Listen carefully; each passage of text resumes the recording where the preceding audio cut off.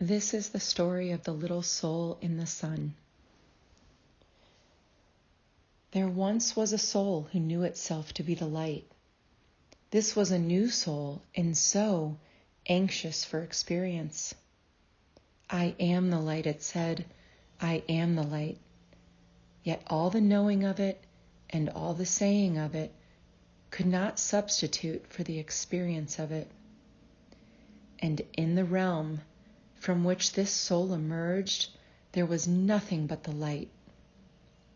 Every soul was grand, and every soul was magnificent, and every soul shone with the brilliance of God's awesome light. So the little soul was a candle in the sun. In the midst of the grandest light of which it was part, it could not see itself, nor experience itself as who and what it really is. Now it came to pass that this soul yearned and yearned to know itself. So great was its yearning that God one day said, "Do you know, little one, what you must do to satisfy this yearning of yours?"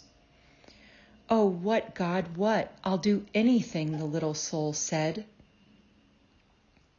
"You must separate yourself from the rest of us," God answered, "and then you must call upon yourself the darkness." "What is the darkness, O Holy One?" the little soul asked. "That which you are not," God replied, and the soul understood. And so this the soul did, removing itself from the all, going even unto another realm. And in this realm, the soul had the power to call into its experience all sorts of darkness. And this it did. Yet in the midst of all the darkness, did it cry out, "Father, Father, why hast thou forsaken me?" God replied, "Even as have you in your blackest times, yet I have never forsaken you, but stand by you always, ready to remind you of who you really are, ready, always ready to call you home. Therefore be a light unto the darkness and curse it not, and forget not who you are in the moment of your encirclement by that which you are not. But do praise to the creation even as you seek to change it, and know that what you do in the time of your greatest trial can be your greatest triumph. For the experience you create is a statement of who you are and who you want to be." God said to the little soul, "You may choose to be any part of God you wish to be. You are absolute divinity experiencing itself. What aspect of divinity do you now wish to experience as you?" "You mean I have a choice?" asked the little soul. God answered, "Yes. You may choose to experience any aspect of divinity in, as, and through you."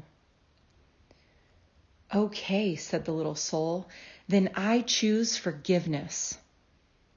I want to experience myself as that aspect of God called complete forgiveness." Well, this created a little challenge, as you can imagine. There was no one to forgive. All God had created was perfection and love. "No one to forgive?" asked the little soul, somewhat incredulously. "No one," God repeated. "Look around you. Do you see any souls less than perfect, less wonderful than you?" At this, the little soul twirled around and was surprised to see himself surrounded by all the souls in heaven. They had come from far and wide throughout the kingdom because they heard that the little soul was having an extraordinary conversation with God.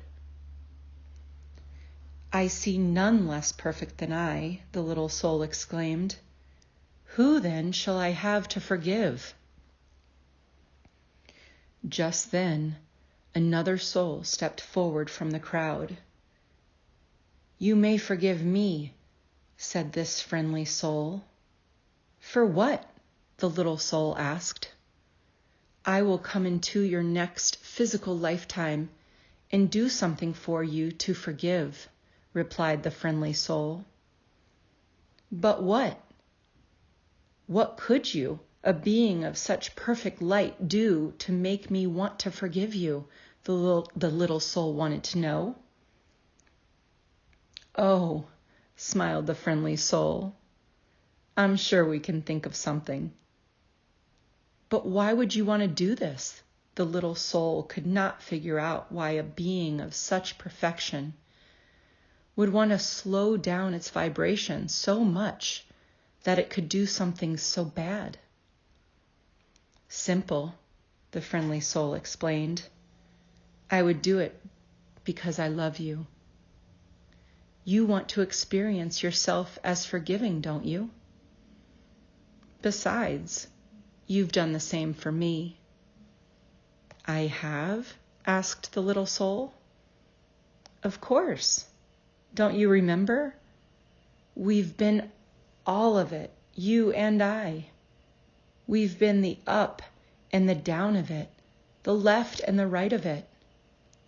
We've been the here and the there of it, and the now and the then of it.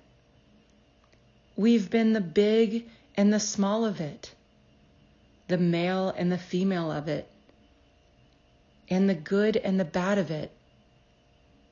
We've been the all of it.